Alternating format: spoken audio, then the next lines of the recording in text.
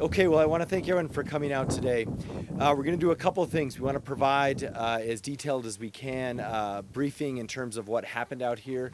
Of course, in layman's terms, the fire is out, but the work is not over. We're going to explain issues around containment and where we're at with that. But for the general public, we're in a safe place at this point. And we also want to take this opportunity to share some important things to the public around fire risk, danger, mitigation, especially as we go into the sort of hot July dry season, and of course with the 4th of July coming up. So a few things that I want to share. First, I want to begin by giving some credit and heartfelt thanks on behalf of the city to the first responders who are all involved in this. And for us, of course, there's our AFR department. We also had APD Open Space, as well as our Foothills Command and the U.S. Forestry Department, the New Mexico Forestry Office, Bernalillo County Fire, Corrales Fire Department, and also our Southern Pueblo Agency's fire departments. These types of events are a very, very resource-intensive event to keep them as contained as we can. And so this is a wonderful example of that concept we often talk about in terms of One Albuquerque, and it's coming together around our city, even if we're not directly in the city, to do what we've got to do at that given moment. And this is a real good example of that playing out in a wonderful way when it comes to cooperation across multiple departments and agencies. A couple of facts just to mention: roughly 56 acres is what was damaged, and it went up several thousands of feet up the canyon, which you can't really see from the road, so it's much bigger than you actually can see here. A couple of other things to point out, just on our end, just this operation alone took 32 of our AFR members, and 9 units were deployed. We also want to mention a couple of other pieces around this. I would say, number one, our area-specific folks will go into the details of this, but it's very important that folks understand that I know we've had a lot of rain, and everything looks very green, and it's awesome, and we want everyone to come out and enjoy our 29,000 acres of open space throughout the city. But the irony is the fire danger is actually very, very real, and it's exactly what happened here. Because we had so much rain, we have much more grass, and that grass that you see all around us is slowly turning from green to brown, in which case it's extremely, of course, fuel for fire. It's extreme fire danger with respect to those particular types of vegetation. So unless it continues to rain all week and every week, that is going to be reality. So even though it's been raining, there's a very, very high fire danger. And in this setup, more so in the foothills, actually, than even in the Bosque. We'll talk about the Bosque in a couple of weeks as we talk about preparations for 4th of July. But right now, the real fuel danger is in our foothills and then out on the West Mesa. And so that's a challenge that we want to make sure everyone is very much aware of. A couple of other facts about this, just so folks know: the Forest Service is handling the investigation. Of course, we have ruled out natural causes. That's usually pretty much just lightning. So everything else you'll have to ask the Forest Service about with respect to their investigation, which is underway. The other aspect that I do want to mention is we would request the public to just kind of stay away from this particular trailhead for the next 24 hours at least. While we mentioned nothing is actively burning, there's still a lot of work that is being done. You will hear percentages around containment. We want to let folks know that's an important legal and financial term, and also has to do with a lot of the repression work that is being done after sort of the flame is out, and our guys can kind of go into that. But when you hear 56% containment or 70% containment, we have to use those terms for certain legal and financial reasons. But also for the public, we've got a lot of folks still up here doing work. And so it's just best not to come up here, especially I know mountain bikers go through here. This is a very popular area. Give our folks some time and some space to really put this to rest and achieve eventually that 100% containment that we're going to get to certainly in the near future. Now, the last thing I would also mention is that, this area is, of course, particularly challenging because we have homes all around us, which I can see facing this way. We know that just a couple of years ago we had a fire where several homes were damaged, and I want to mention to folks who do live near open space to get up to speed, and we'll have all this information available to the public and on our website about what you can do for fire mitigation, wildland fire mitigation around your house. This is a very important issue because we have so many of our folks who live near open space, and that brush danger is going to be so high this year. And so fortunately, our guys did such a good job. No structures were damaged at all. There's also a academy. The Albuquerque Academy has a building up this canyon. It's a long time, it's sort of a cabin setup for retreats and classes. That was also not damaged in any way, and all the folks who were up there were okay, thanks to the hard work of all the agencies that I mentioned. So I think with that, what I'd like to do is turn it over to our experts in terms of details of this event, and let's start with our AFR Fire Chief, Chief Dow. Chief. All right, thank you all for coming. This is a great example of this community cannot let their guard down. Again, like the mayor mentioned, we've had recent rainfall.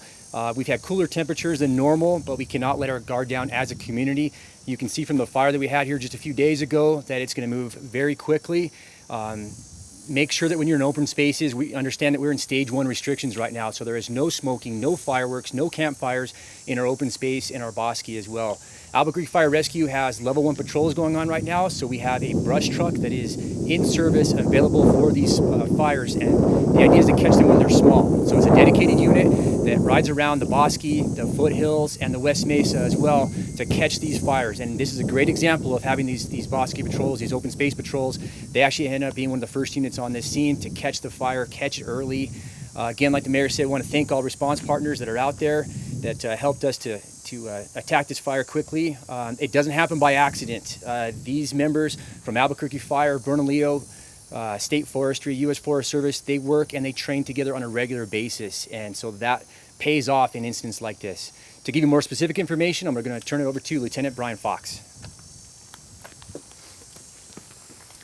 Good morning. Thank you for coming. Good afternoon. I'm just going to cover some of the incident specifics. So on Tuesday at approximately 1700 hours, 5 o'clock in the evening, Albuquerque Fire received multiple 911 calls of a fire above the Mike Emery trailhead. Units start en route, and we continue to receive multiple calls with the fire progression being reported rapidly.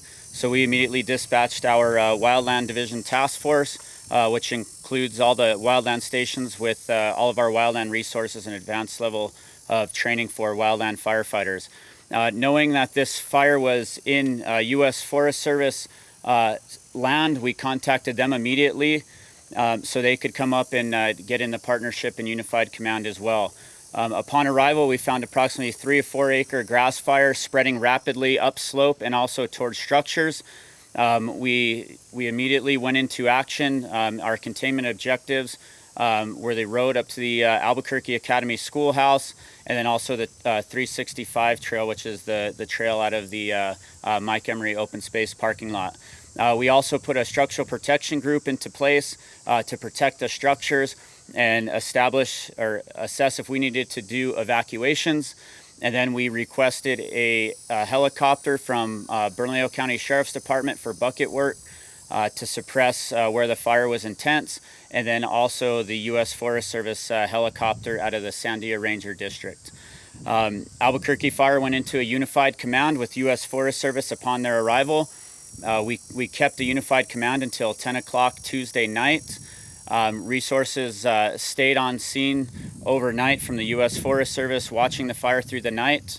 Two Albuquerque Fire resources came back out the next night. The first night up until 10 o'clock to around midnight, Albuquerque Fire had 9 apparatus and 32 personnel on site assisting with the fire. So because of the 911s, Albuquerque Fire was initial attack, and then being that it's a U.S. Forest Service land, it was transitioned to the U.S. Forest Service, and 100% of the fire is on U.S. Forest Service land, and they're going to speak here in a minute. Again, like the fire chief and Mayor Keller stated, the fine fuels, which are the grasses, have grown and become continuous because of our moisture that we've had during the winter and the fall, and they're drying out right in time for the 4th of July and fireworks sales. So we're pleased asking you to be smart about what you're doing, and use only legal fireworks, and know the areas you're doing them in, and be safe while you're doing them. You can visit our website, cabq.com/fire, and download our Ready, Set, Go guide, which will teach you as a homeowner how to harden your homes against wildfires and prepare for evacuation in the event of another fire like this.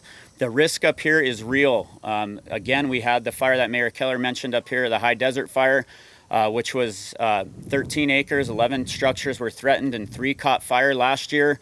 And again, we had the same scenario. This grew to 56 acres very rapidly. And, you know, we need a lot of resources to tackle this. So you put structures and citizens in the mix of this, and it becomes quite the problem. So please be smart about what you're doing. And when you're in this area or any of the open space lands, if you see something, we ask you to please say something. We don't want to close these lands. We want to leave them open and allow you to continue to use them. So please do your part. Next is the fire management officer from the Sandia Ranger District off the Cibola National Forest, Chris Kirby. Hi, good afternoon. As Lieutenant Fox said, this is all U.S. Forest Service ownership, and I would also like to thank the cooperative effort for helping us to suppress this fire. We couldn't do this by ourselves. We don't have enough resources available, and we can't get here as quick as some of the resources on this side of the mountain. So we really appreciate the cooperative effort. And feel like things went very smoothly on this incident. All right, so thank you so much, and again, just appreciate everyone. We have been just talking a little bit about how this went in terms of operations, and just want to emphasize the fact that things historically didn't always go this smoothly for all sorts of reasons, and so it's great actually to see people come together and work this out. And I think this in many ways is probably a good example of what we want to always do in the future.